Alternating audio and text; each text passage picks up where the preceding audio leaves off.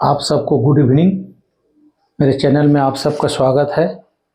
मैं डी सारथी। आज क्लास 12 का अकाउंटेंसी ऋण पत्रों का निर्गमन अति अभिधान से संबंधित क्रियात्मक प्रश्न बता रहा हूं मैं।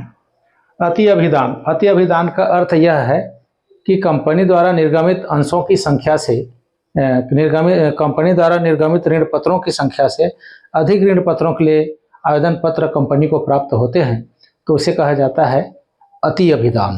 ठीक है, तो उससे संबंधित सवाल मैं बता रहा हूं। अति अभिधान में क्या होता है कि ज़्यादा अधिक आवेदन आ गए तो उसके आवेदन रकम को कंपनी वापस कर सकती है या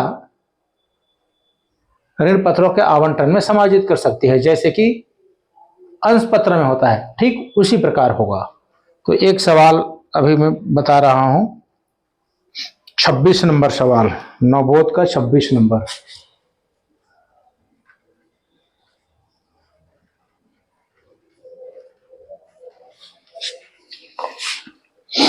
एक सीमित कंपनी ने जनता को प्रत्येक 100 रुपये के 2000 ऋण पत्र निर्गमित किए। 20 रुपये आवेदन पर, 40 रुपये आवंटन पर तथा 40 रुपये प्रथम और अंतिम मांग पर दिए थे। 2500 ऋण पत्रों के लिए आवेदन पत्र प्राप्त हुए। यह मानते हुए कि देय राशियां प्राप्त हो गई, निम्नलिखित परिस्थितियों में पंजी प्रविष्टियां दीजिए। पहला, जब 500 ऋण पत्रों को अस्वीकृत कर दिया जाता है और प्रार्थना पत्र की राशि वापस कर दी जाती है। दूसरा, जब 500 ऋण पत्रों की आवेदन राशि को अतिरिक्त आवंटन में के लिए उपयोग में लाया जाता है। ठीक है, 2000 ऋण पत्र जारी किया है 100 रुपये वाले, आवेदन आया है 2500 के लिए, तो 500 आवेदन ज्यादा आया, तो 500 जो ज्यादा अधिक आया है आवेदन, वही ओवर सब्सक्रिप्शन अति अभिधान है। तो उसको दो तरह से बनाने बोला है। एक तो 500 जो अधिक आवेदन पत्र आए हैं उसके आवेदन राशि को वापस कर दे, दूसरा वापस न करके आवंटन में समायोजित कर दे। तो ये बता रहे हैं, ये किसके पुस्तक में है? एक कंपनी की पुस्तक में है।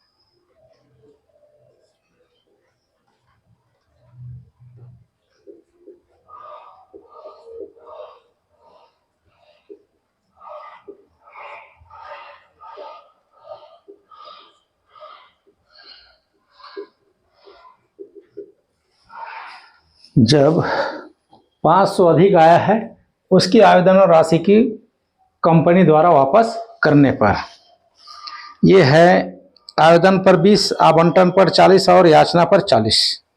ठीक है, तो पहला,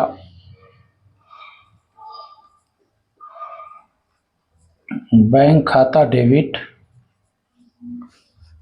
बैंक खाता डेबिट ऋण पत्र आवेदन खाता से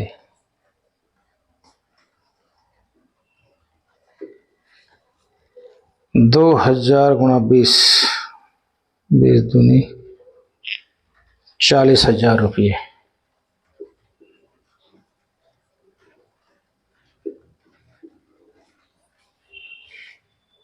आवेदन राशि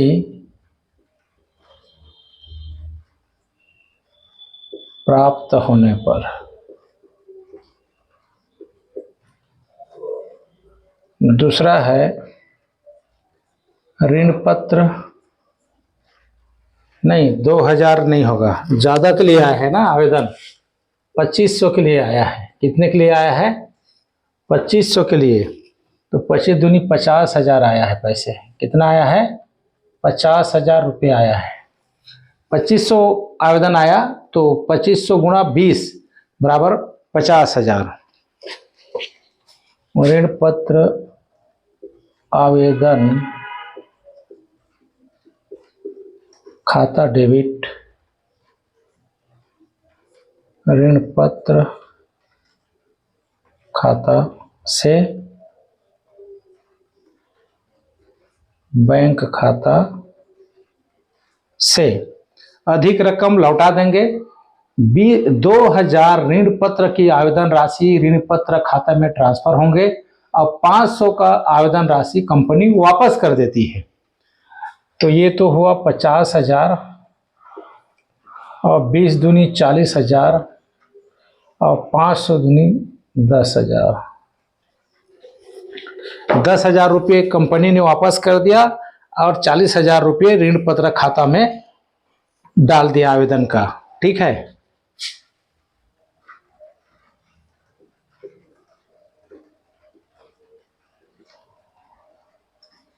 ऋण पत्र खाता में हस्तांतरित तथा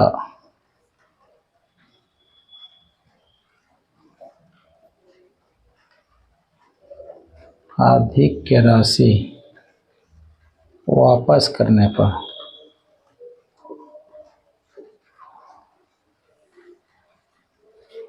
तीसरा है ऋण पत्र आवंटन खाता डेबिट, ऋण पत्र खाता से। ये 40 का है तो 2,000 गुणित 40 बराबर 80,000।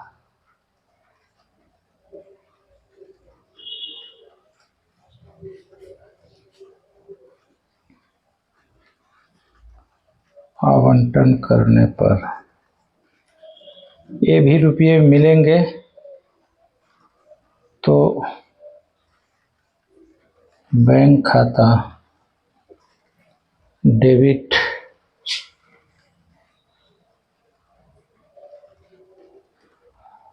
ऋण पत्र आवंटन खाता से। ये 80,000 पूरे मिलेंगे।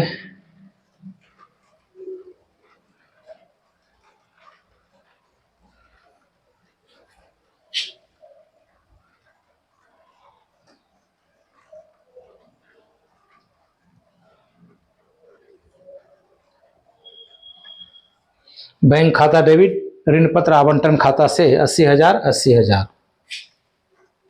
अब याचना का होगा ऋण पत्र प्रथम अंतिम याचना खाता डेबिट ऋण पत्र खाता से।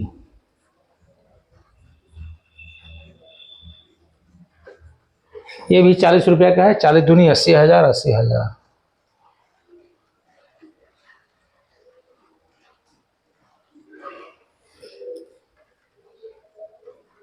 याचना करने पर छठवां, ये रुपये भी मिल गए तो बैंक खाता डेबिट ऋण पत्र प्रथम व अंतिम याचना खाता से 80,000, 80,000।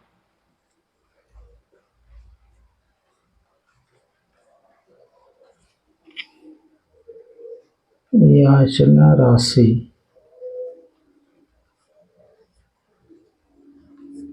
प्राप्त होने पर ये हो जाएगा बैंक खाता डेबिट, ऋण पत्र प्रथम और अंतिम याचना खाता से 80,000, 80,000।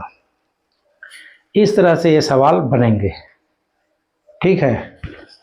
दूसरा है, जब 500 ऋण पत्र के आवेदन राशि को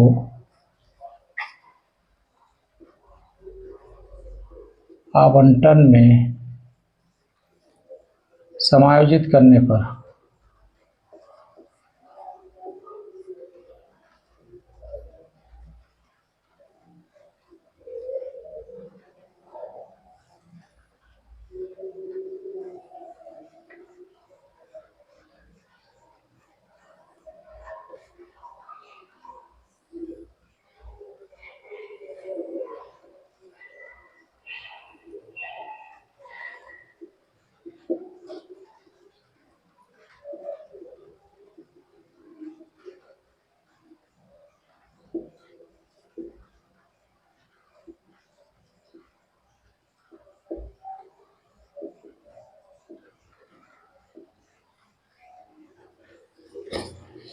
यहाँ हो जाएगा, फर्स्ट एंट्री तो ही होगा,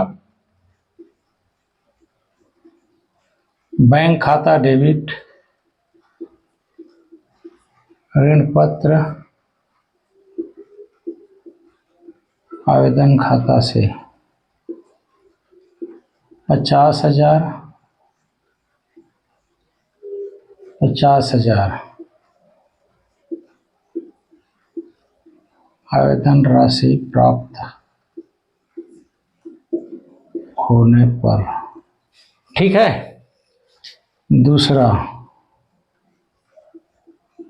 ऋण पत्र आवेदन खाता डेबिट ऋण पत्र खाता से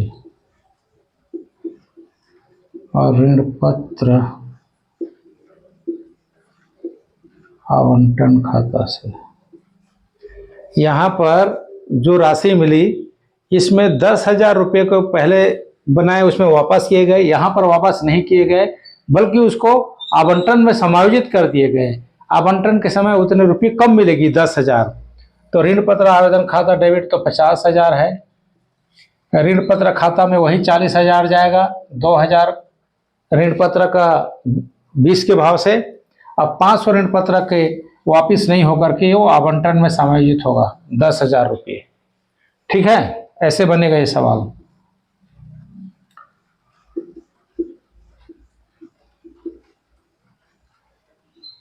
ऋण पत्र खाता में हस्तांतरित व आधिक्य आवंटन में समायोजित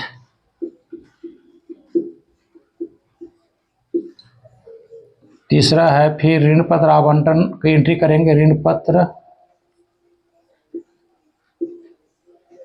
आवंटन खाता डेबिट ऋण पत्र खाता से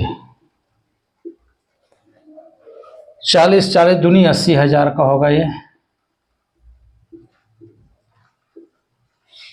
ठीक है। ऋण पत्र आवंटन खाता डेबिट ऋण पत्र खाता से 80,000, 80,000 आवंटन करने पर।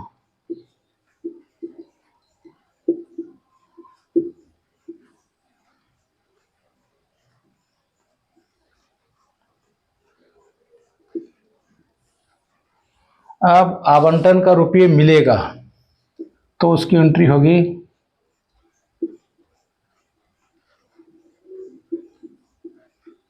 बैंक खाता डेबिट ऋण पत्र आवंटन खाता से 10,000 रुपये वापस नहीं की गई है। ये 10,000 रुपये आवंटन में समायोजित है, इसलिए अभी 10,000 रुपये कम मिलेंगे। 80,000 में 10,000 नहीं मिलेगा तो 70,000 मिलेंगे।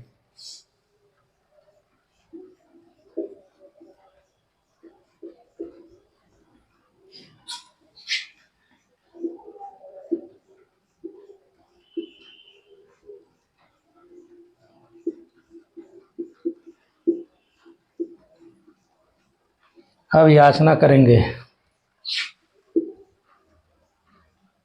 ऋण पत्र प्रथम व अंतिम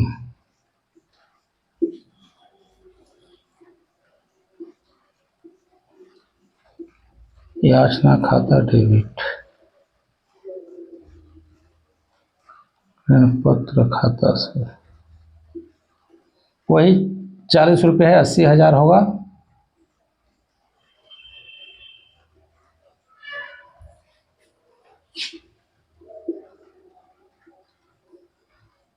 याचना करने पर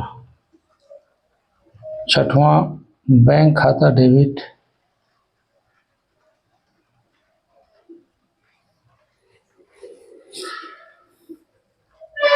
ऋण पत्र प्रथम व अंतिम याचना खाता से यहाँ पर पूरे 80,000 मिलेंगे। बैंक खाता डेबिट ऋण पत्र प्रथम व अंतिम याचना खाता से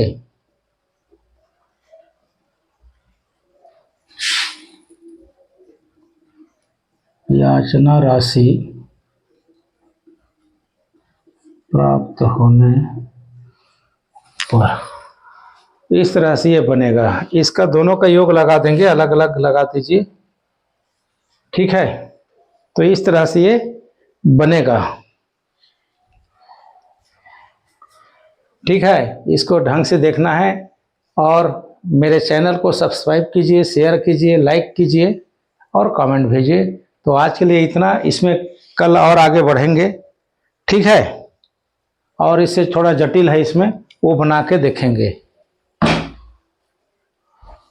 तो गुड नाइट।